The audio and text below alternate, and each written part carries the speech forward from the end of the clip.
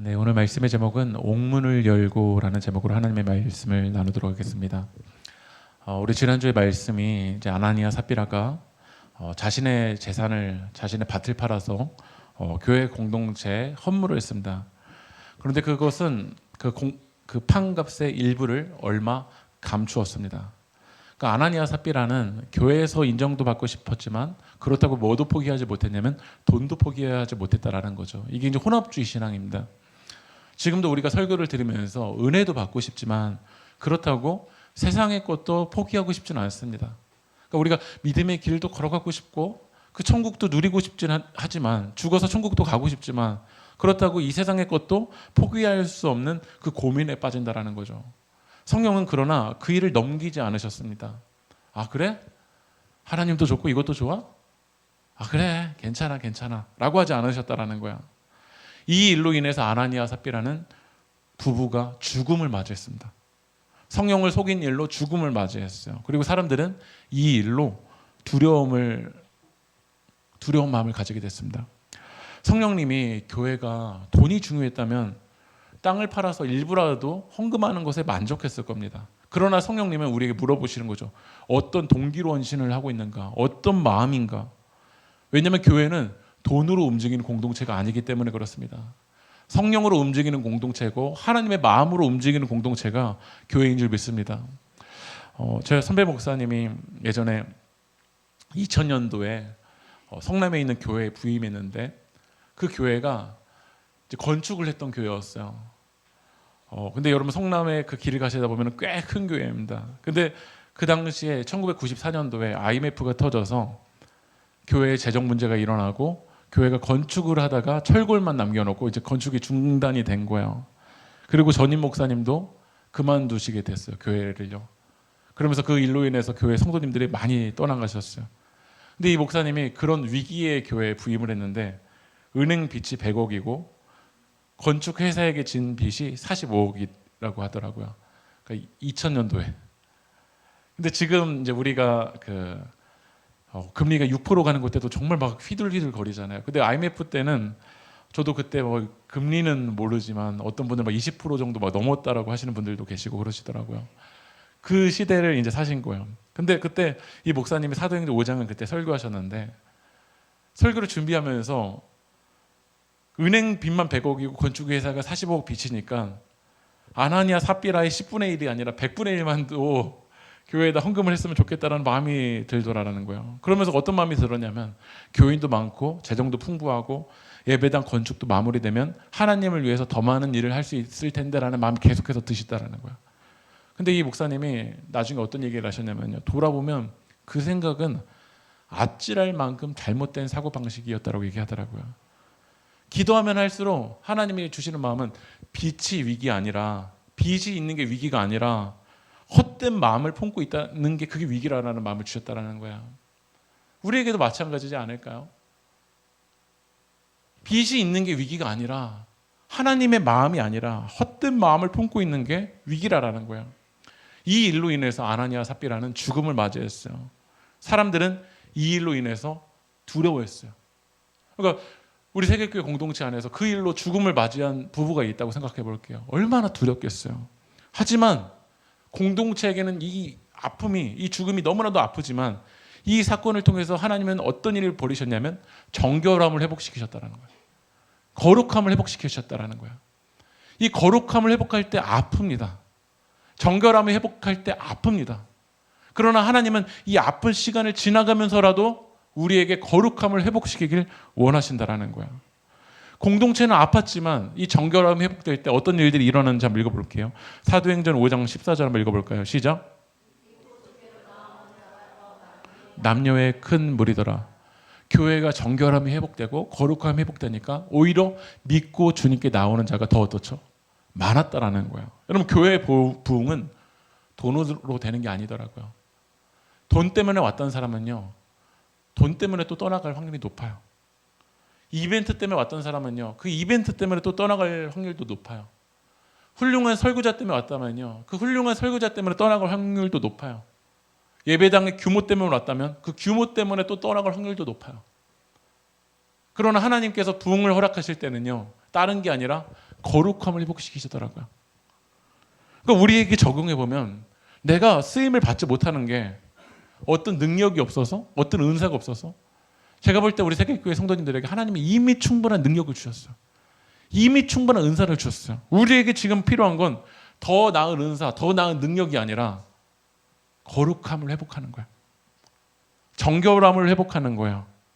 주님이 나를 쓰실 수 있도록 깨끗함을 회복하는 거예요. 그래서 초대교회는 힘들더라도 이 정결함을 유지하기 위해서 몸부림쳤어요.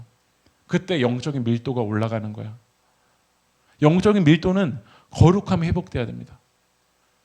그래서 저는 우리 세계교회 성도님들에게 오늘 말씀을 통해서 권면합니다. 죄를 아까워하지 마십시오. 죄를 가볍게 여기지 마십시오. 죄는 도려내야 됩니다.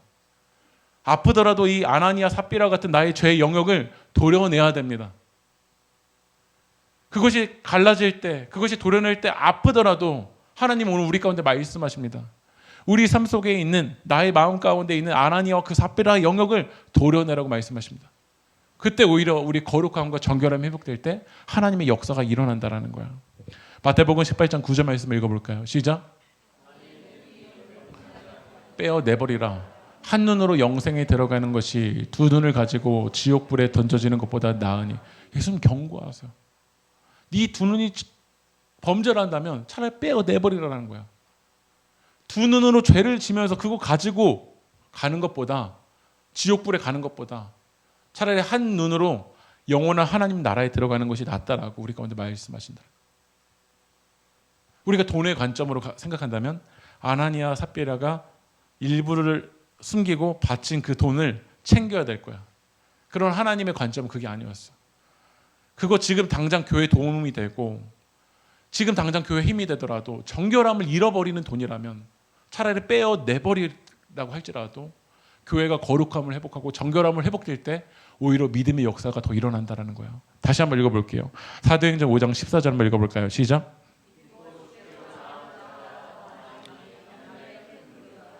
사람들이 왜 교회에 왔냐면요. 예수님을 믿기 위해서요. 사람들이 왜 교회에 왔냐면 주님께 나아오기 위해서요. 우리 세계교회 성도님들도 세계교회에 모이는 목적이 예수님을 더 믿고 예수님 앞에 나아가는 것이 우리 교회 다니는 목적이어야 될 줄 믿습니다. 그러나 현대인들은 주님께 나아오는 것이, 예수님을 믿는 것이 교회 다니는 목적이 아닐 때가 많은 것 같아요. 때로는 심리적인 위안, 자기의 필요를 채우는 것이 교회의 목적이 돼버릴 때가 많더라. 그럴 때 교회는 거룩함을 잃어버려요. 칼 마르크스가 종교를 가진 사람들, 이 종교를 어떻게 생각했냐면요. 사회 경제적인 소외의 산물이 종교라고 생각을 했어요. 그러니까 종교는 독립적인 실체가 없고 사람들이 물질 세계의 그 반영, 인간 사회의 필요와 희망, 이 가난에서부터 이 대중들이 가지고 있는 그 욕망을 채워주는 게 종교라고 생각을 했던 거예요. 그러니까 이 칼 마르크스는 종교는 아편이다라고 이야기했어요. 그러니까 우리가 예수님을 믿고 거룩함을 회복하지 않으면 사람들이 교회를 바라볼 때는 그냥 물질적인 그 소외, 그걸 채우는 게 우리가 믿는 생활인 것처럼 보여질 수도 있다는 거예요. 프로이드는 뭐라고 이야기했냐면요.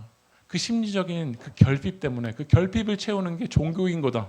그래서 종교가 만들어진 거다. 소원을 성취하기 위해서 만들어진 것이다. 라고 이 프로이드는 이야기했어요. 우리가 예수님을 믿는 거, 예수님 앞에 나오는 거, 이것이 아니면 이 아나니아 삽비라를 가지고 교회에 재정을 채우고 그러면 세상 사람들이 바라볼 때 이 기독교를 그렇게 생각할 수 있다는 거예요. 그래서 우리는 계속 몸부림쳐야 돼요. 초대교회는 그걸 회복했던 거야. 어떻게 하면 정결할 수 있을까? 어떻게 하면 거룩할 수 있을까? 아나니아 삽비라 사건이 있으면 교회가 느리게 가잖아요. 하지만 느리게 가더라도 정결함을 잃어버리지 않기 위해서 몸부림칠 때 하나님의 역사는 계속해서 일어났어요. 말씀 읽어볼게요. 사도행전 5장 16절 읽어볼까요? 시작. 병든 사람과 더러운 귀신에게 괴로움을 받는 사람을 데리고 와서 다 나음을 얻으니라. 예루살렘 주변에서 병든 사람이 있었어요. 귀신 들린 사람들이 있었어요. 그들 예수님 앞에 나왔더니요. 예수 그리스도의 역사를 통해서 귀신이 떠나가고 병이 떠나갔습니다. 지금도 예수님이 일하실 때 더러운 귀신은 떠나갈 줄 믿습니다. 예수님이 역사하실 때 병이 떠나갑니다. 지금도 하나님의 일하심이 있다는 거예요. 그런데 중요한 건 우리가 거룩함을 회복하고 있냐라는 거예요. 지금도 거룩함을 회복하려고 몸부림치는 그 공동체를 통해서 하나님의 역사는 지금도 진행 중인 거예요.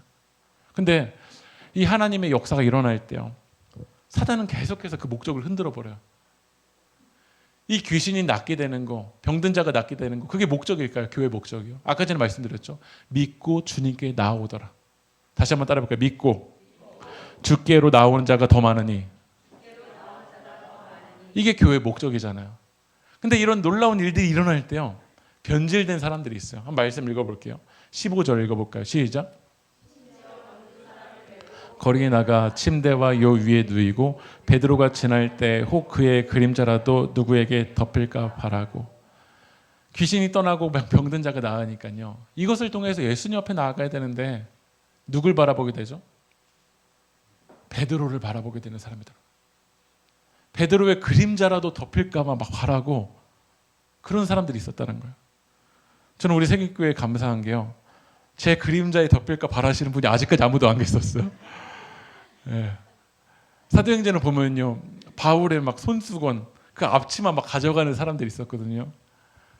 아직까지 제 막 윗둘이 뭐 가져가시거나 제가 먹었던 숟가락 한 번 더 그걸 먹으면 뭐 병 나을까 막 그러셨던 분이 아직까지 없으셨어. 너무 감사해요. 네. 근데 이렇게 변질되는 사람들이 있다는 거예요. 교회에 놀라운 일들이 일어날 때 그것을 통해서 주님, 살아계시구나. 주님 지금도 역사하시는구나. 그런데 이 베드로가 그런 일들을 일으키는 것처럼 착각하면서 베드로에게 집착하는 사람들이 있었어요. 우리나라도 그 조용기 목사님을 통해서 막 치유와 신유의 일들이 일어났었거든요. 그러니까 조용기 목사님 부흥에 오면요, 그 조용기 목사님 막 그림자라도 덮여질까 봐 예수님을 안 바라보고 그 조용기 목사님의 옷자락이라도 밟으려고 하는 사람들이 실제 많았어요. 그러니까 교회가 거룩함을 회복한다는 건 주님께 집중하는 거잖아요. 주님을 더 바라보는 거잖아요. 우리가 어떤 자격이 돼서 우리가 어떻게 거룩하게 했어요? 예수님을 바라보는 거고 예수님을 붙드는 거고 예수님과 연결되는 건데 계속해서 교회를 흔드는 거야. 예수님이 아니라 다른 걸 바라보게요. 그러나 이 사도들이 계속 몸부림치는 거야. 날 바라보지 마. 베드로와 요한을 통해서 미문에 앉아있던 이가 이 성전 안으로 들어갔을 때 날 주목하지 마. 계속해서 거부를 했잖아요. 이게 거룩인 거야. 하나님의 영광을 드러내고 예수님의 역사심을 드러내고 성령을 드러내는 게 이게 거룩인 거잖아요. 그때 하나님께서 계속해서 일해 주시는데 이럴 때일수록 모두 역사하는지 한번 읽어볼게요. 사도행전 5장 17절 18절 읽어볼까요? 시작.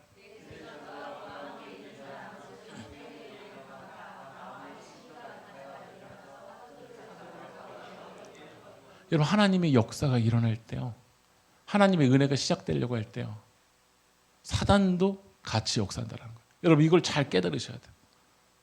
여러분들이 하나님의 마음에 몰입하려고 하고 하나님을 위해서 헌신하려고 할 때 사단이 가만둘까요?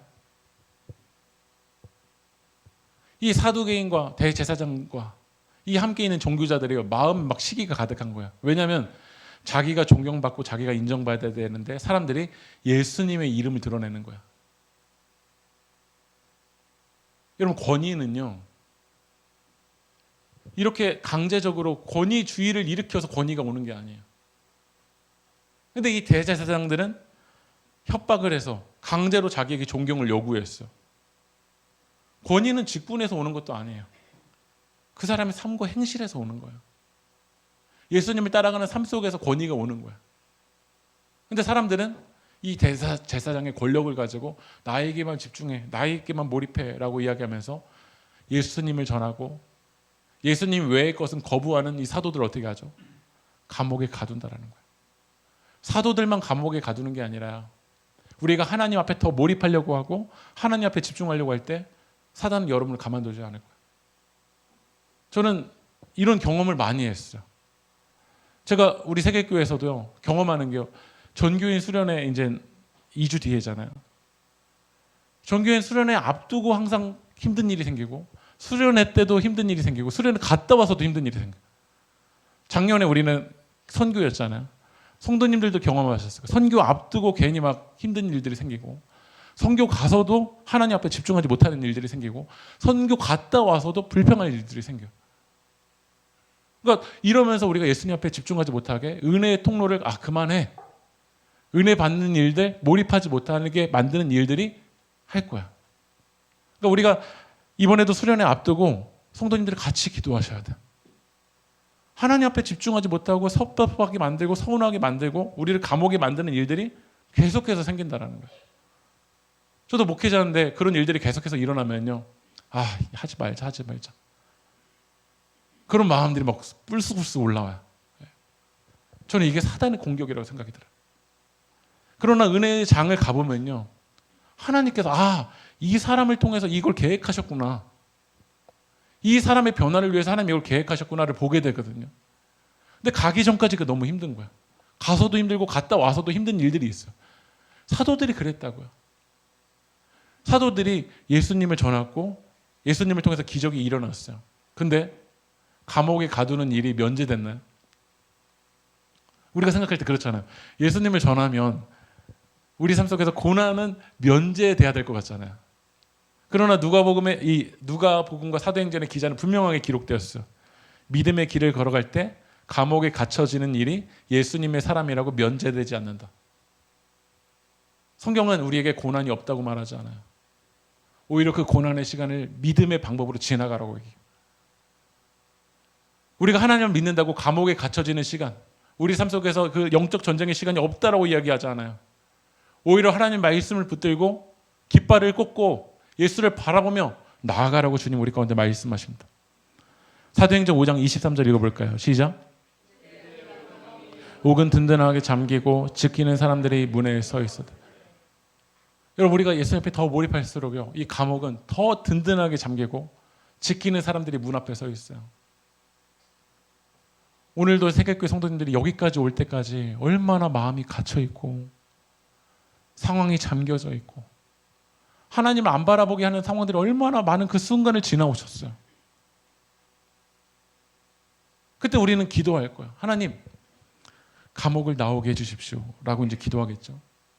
때로는 경제적인 그 감옥 안에 계신 분들이 있을 수 있고 관계적인 감옥 안에 계실 수 있는 분들도 계실 수 있고 가정 안에 자유롭게 나가기 힘든 그 문제가 계신 분들도 있을 수 있고 때로는 하나님과의 관계 속에서 이 감옥이 든든하게 잠겨 있는 분들도 계실지 모르겠어요. 우리가 기도할 거 아니에요. 하나님, 내 삶의 옥이 너무나도 든든하게 잠겨 있어요. 주님 열어주세요. 주님 열어주세요. 감옥을 나오게 해주세요 라고 기도할 거예요. 근데 하나님이 오늘 우리에게 물어보시는 건 그거예요. 왜 옥을 나와야 되는가? 왜 감옥을 나와야 되는가? 하나님께 우리는 기도하는데 하나님 잠겨져 있는 이 문제를 열어달라고 기도하는데 하나님은 우리에게 더 깊이 물어보시는 거예요. 왜 잠겨져 있는 옥을 나와야 되는가? 100만 원 벌던 사람이요 1000만 원을 벌면 더 넓은 죄의 스펙트럼으로 가시는 분들이 너무나도 많아요. 10,000원 있을 때는요, 이 10,000원으로 야한 영상 결제하던 분이요 100만 원 있을 때는요 술 먹으면서 야한 여성을 불러요. 1000만 원이 있을 때는요 성적인 죄를 저질러 버려요. 근데 왜 10,000원에서 1000만 원으로 왜 감옥을 열어야 되려고 하나님께 기도할까요? 어린이일 때는 집에서 고작 하던 죄가요 이제 청년이 되고 자유가 생기면요 감옥을 나와서 더 놀라운 상상하지 못할 죄를 져버려요. 근데 왜 우리는 하나님께 감옥을 나와야 되려고 기도할까요? 왜 경제적인 감옥을 나와야 되려고 하나님께 기도할까요? 왜 관계적인 감옥을 나와야 되게 해달라고 기도할까요? 왜 내 삶이 열리게 해달라고 기도해야 될까요? 왜 똑똑하게 해달라고 기도할까요? 똑똑한 그 머리 갖고 죄를 진다니까요. 머리가 안 좋으면 죄 지는 그 크기도 이만한데요. 똑똑하면 죄를 얼마나 놀랍게 짓는지 모른다니까요. 근데 왜 똑똑하게 해달라고 기도하냐고요 도대체. 하나님이 이 사도들을요 감옥에서 열어주시면서 감옥을 열어주시는 이유를 분명하게 이야기해요. 한번 말씀 읽어볼까요? 사도행전 5장 19절 20절 읽어보겠습니다. 시작.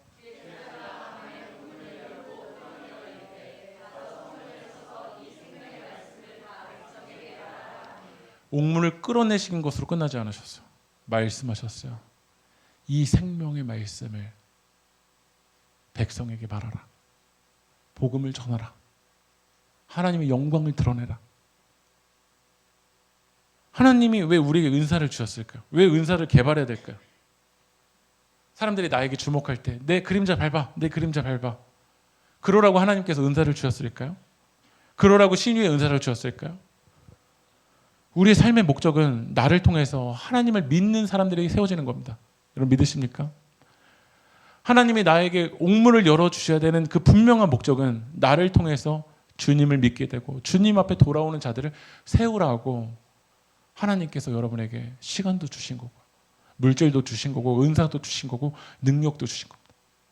그러라고 옥문을 열어주신 겁니다. 마이크를 만든 사람이 왜 마이크를 만들었을까요? 분명한 목적이 있잖아요. 이 마이크를 통해서 소리를 증폭시키라고 이 마이크를 만들었잖아요. 근데 이 마이크를 가지고 누군가를 때리고 폭력하는 도구로 사용한다고 해볼게요. 얼마나 안타까운 일이에요. 여러분 강대상이 이걸 왜 만들었을까요? 강대상을 만드신 분은 이 강대상을 통해서 하나님 말씀을 전하라고 만들었을 거예요. 근데 강대상에서 하나님의 이야기가 아니라 사람의 이야기만 전하고 자랑만 하고 있다면 이 강대상을 만드신 분이 얼마나 마음 아프실까요? 하나님의 마음이 그런 것 같아요. 옥문을 왜 열어주셨는가? 이 옥문을 열고 나와서 옥문을 열게 해주신 분이 하나님이시다. 우리 인생은 하나님께 달려있다. 하나님의 알파시고 하나님의 오메가시고 이 예수 그리스도를 통해서 휘장이 찢어졌고 이제 하나님께 나아갈 수 있는 그 길이 열렸다는 것을 전하라고 복음을 전하라고 하나님께서 이 옥문을 열어주셨다는 거예요. 그런데 이 삶의 목적을 붙잡고 나아가려고 할 때 세상이 우리 가운데 뭐라고 할까요? 사도행전 5장 28절 읽어볼까요? 시작.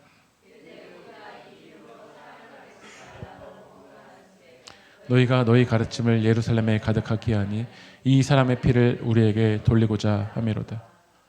예수님의 이름을 전하라고 하나님께서 우리를 부르셨는데 대제사장이 불러서 얘기하죠. 이 이름은 어떤 이름일까요? 예수님의 이름이죠. 예수님의 이름으로 하지 마. 세상에 계속해서 이야기하겠죠. 네 이름으로 해, 네 이름으로. 네 이름 드러내. 네가 주장해. 네가 주권자가 돼. 네가 주인이 돼. 계속해서 우리를 무너뜨린다는 거야. 근데 그때 베드로와 사도들이 이 대제사장의 그 권력 앞에서도 그 분위기에 압도되지 않고 분명하게 이야기합니다. 사도행전 5장 29절 읽어볼게요. 시작. 사람보다 하나님께 순종하는 것이 마땅하니라. 베드로와 사도들은요 고민하지도 않았어요. 하나님께 순종하는 것이 마땅하다. 왜 그럴까? 인생의 우선순위가 정리되어 있기 때문에 그래요. 인생의 우선순위가 정리되어 있기 때문에 그래요. 왜 아나니아 삽비라가 그런 일을 했냐면요. 하나님을 몰라서도 아니잖아요. 정리가 안 된 거야. 아직 우선순위가 정리가 안 된 거야. 내 이름이냐 예수님의 이름이냐 쾌락이냐 하나님의 말씀이냐 혼합주의되어 있다는 건 정리가 안 된 거잖아요. 아나니아 삽비라 인생을 걸어간다는 건 정리가 안 된 거야. 제가 결혼을 했잖아요. 결혼했다는 건 뭘까요? 단순히 결혼식 한 걸까요?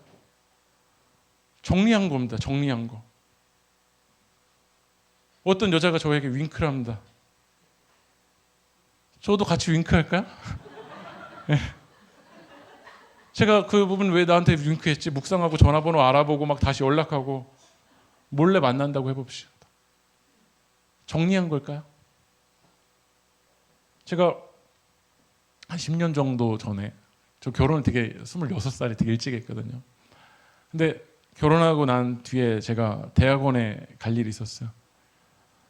대학원생 때 알았던 그 동기였는데 저한테 연락이 왔어요. 밥 한번 먹을 수 있냐고. 제가 어떻게 해야 될까요? 제 아내 모르거든요. 네. 근데 결혼했다는 건 정리했다라는 거잖아요. 네. 우리 세결교회 우리 남성 공동체 보면 얼마나 멋있어요. 네. 다 잘생기시고 멋있으시고 밖에 나가면은 뭐 진짜 다 존경받으실 분이시겠지만 다 정리하신 거예요. 네. 그게 결혼인 거잖아요. 우리 신랑은 예수 그리스도 한 분이시잖아요. 우린 예수님과 함께 결혼한 신부잖아요. 근데 그 신부가 계속해서 다른 데 한눈 팔고 윙크하고 세상이 우리에게 윙크할 때 그거 묵상하고 몰입하고 그랬다면 그게 무슨 결혼일까? 결혼은 정리한 거야. 하나님께만 몰입하기로. 하나님만이 내 인생의 주인이란 거. 그것이 초대교회 정결함과 거룩함의 역사였어요. 그것을 통해서 주님 앞에 돌아오는 자들이 많았다라는 거죠. 사도행전 5장 30절 32절 읽어볼까요? 시작. 살리시고 이스라엘에게 회개함과 제사함을 주시려고 그가 오른손으로 높이사 임금과 구주로 삼으셨느니라. 오늘 베드로와 요한 사도들이요 담대하게 이야기합니다. 복음을 이야기합니다. 예수님의 이름 전하지 말라고 이야기하는데 예수님의 이름을 전합니다.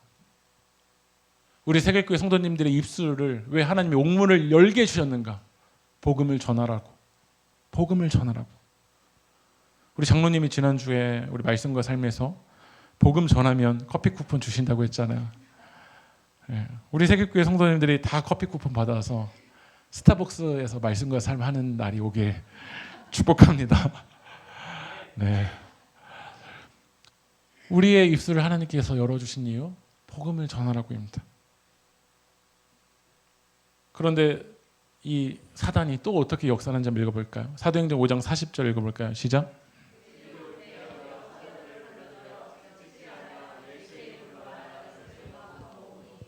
이제 감옥에 가두고 채찍질하고 어떻게든 예수님의 이름으로 살지 않기 위해서 여러분을 가만두지 않아요. 제가 아까 전에 말씀드렸지만 예수님의 이름으로 살려고 하면 가만두지 않아요. 우리 지난번에 말씀과 삶 인도자 하셨던 분들도 경험하셨을 거예요. 이 인도자도 해보려고 하니까 얼마나 사단이 마음을 흔드는지. 이번에 인도자 하려고 결단하신 분들에게도 그런 경험이 있을 거라고 생각이 들어요. 주님의 통로가 되지 못하도록 계속해서 사도들을 채찍질하고 하나님 앞에 집중하지 못하게 한다는 일들이 많아지는 거예요. 그러나 사도들의 우선순위는 분명하게 전혀 있었어요. 하나님께 순종하는 거다. 왜냐하면 신랑 대신 예수님과 결혼했으니까요. 세상의 것은 다 정리된 거야. 주님이 원하시는 거, 주님이 말씀하시는 거, 거기에만 집중하겠다는 거예요. 누가복음 5장 41절 41절 읽어볼까요? 시작.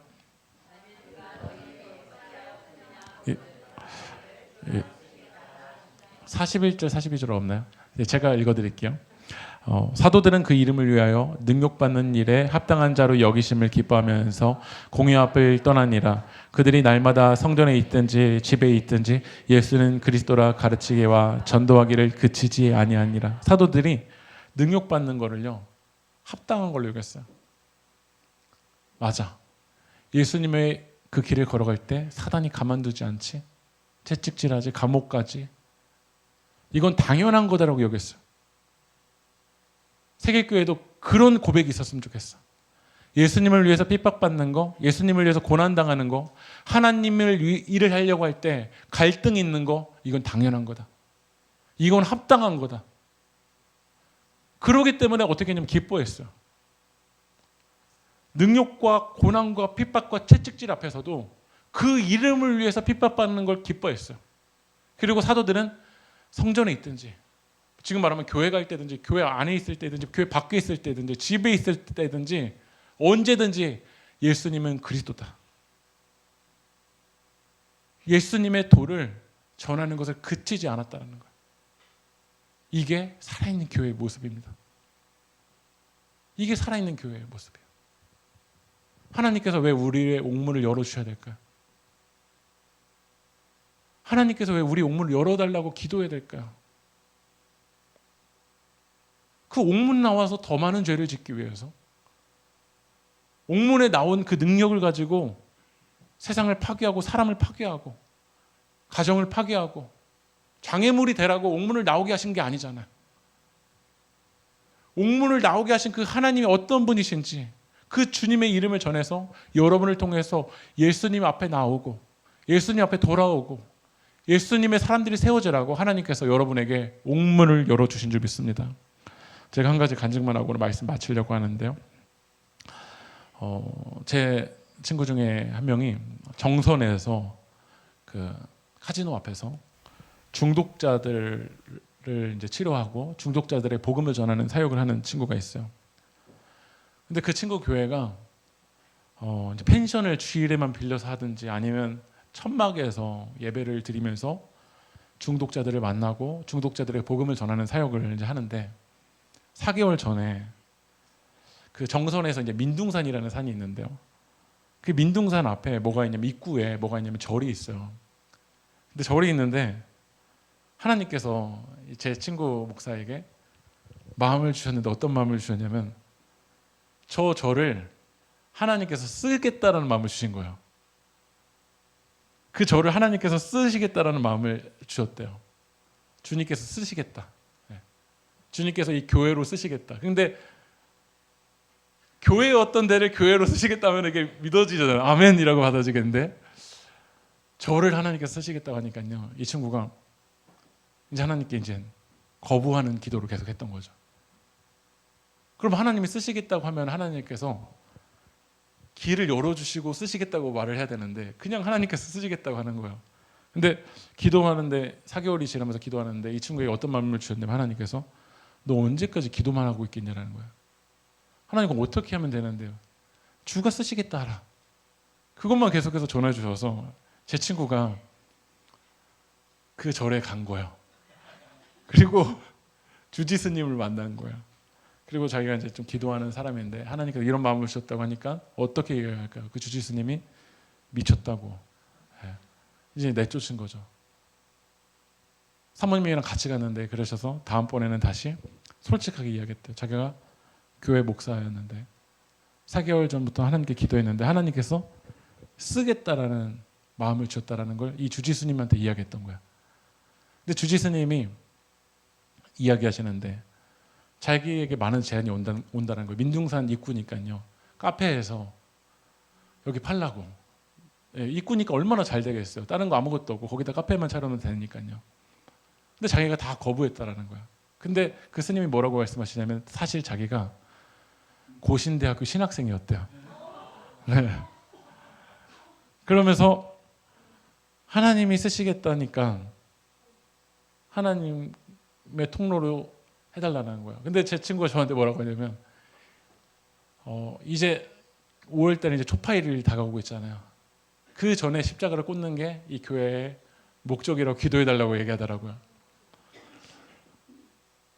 주님께서 쓰시겠다 하라. 하나님이 일을 일으켜 주시더라고요. 주님께서 쓰시겠다 하라.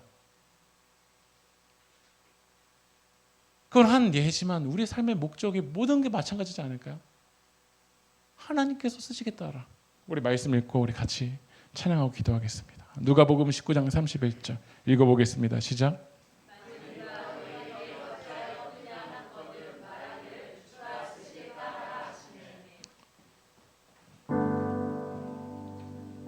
오늘 우리가 아까 전에 찬양했던 찬양의 가사가 주님이 날 위해서 찢기시고 주님이 날 위해서 못 박히셨습니다. 이제는 내가 사는 것이 아니라 오직 주님을 위해 사는 것입니다.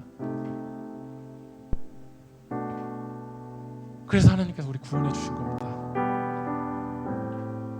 하나님께서 우리를 구원해 주시고 옥문을 열어주신 삶의 목적이 분명히 있습니다. 여러분의 삶이 나아가야 될 이유가 분명히 있습니다. 그러나 우리의 삶이 목적이 무엇입니까? 왜 우리는 옥문을 열어달라고 기도하고 있습니까? 오늘 다시 한번 우리가 찬양을 통해서 결단하기 원합니다. 나 주와 함께 죽고 또 주와 함께 살리라. 영원토록 주 위에 살리라. 이것이 교회의 목적이고 우리 삶의 목적이 되길 소망합니다. 우리 함께 찬양합시다.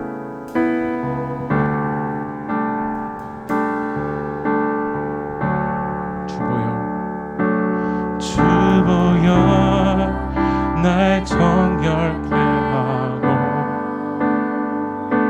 주보여 날 자유케 하니 주 앞에 나 예배하는 이 시간 나의 모든 것을 주께 드리네. 주의 손 날 위에 지키셨고 주의 주의 발 날 위해 박히셨으니 이제는 내가 사는 것이 아니요 오직 주를 위해 사는 것이라. 주의 손에 나의 손을, 주의 손에 나의 손을 포개고 또 주의 발에 나의 발을 포개어 나 주와 함께 죽고 또 주와 함께 살리라. 영원토록 주 위에 주의 손에 나의 손을 포개고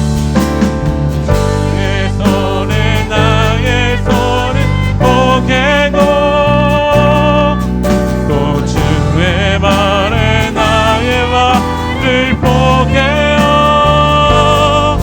나 주와 함께 죽고 또 주와 함께 살리라.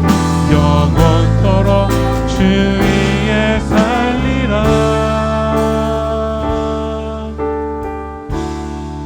주 위에 살리라. 우리 함께 기도합시다. 오늘 우리가 찬양했던 이 고백이 우리 결단이 되길 소망합니다. 우리의 기도가 됩시다.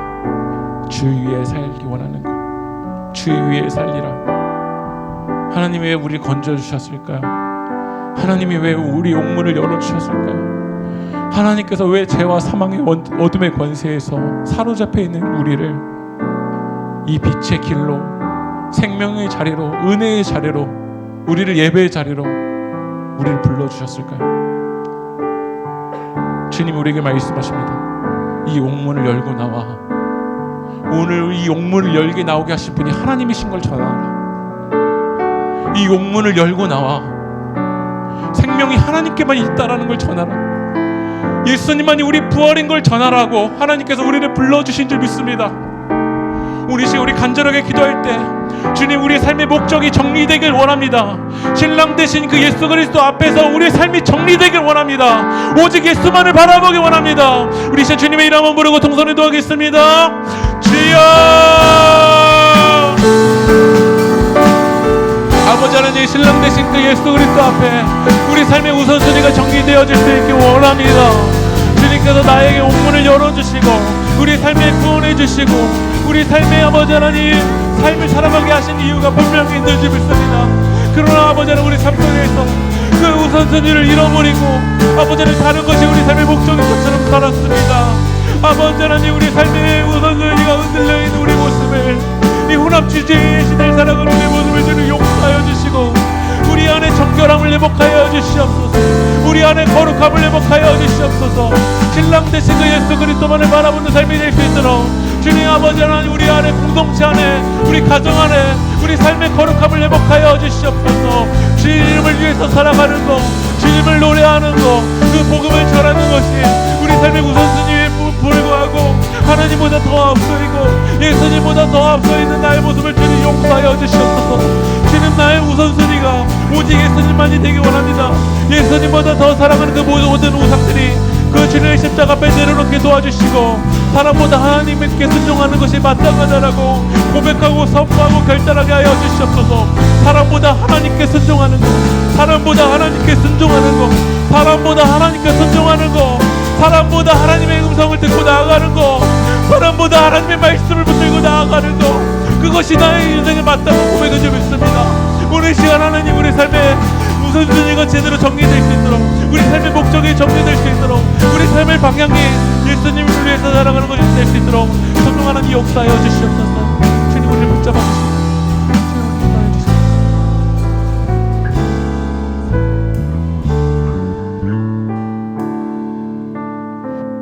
하나님,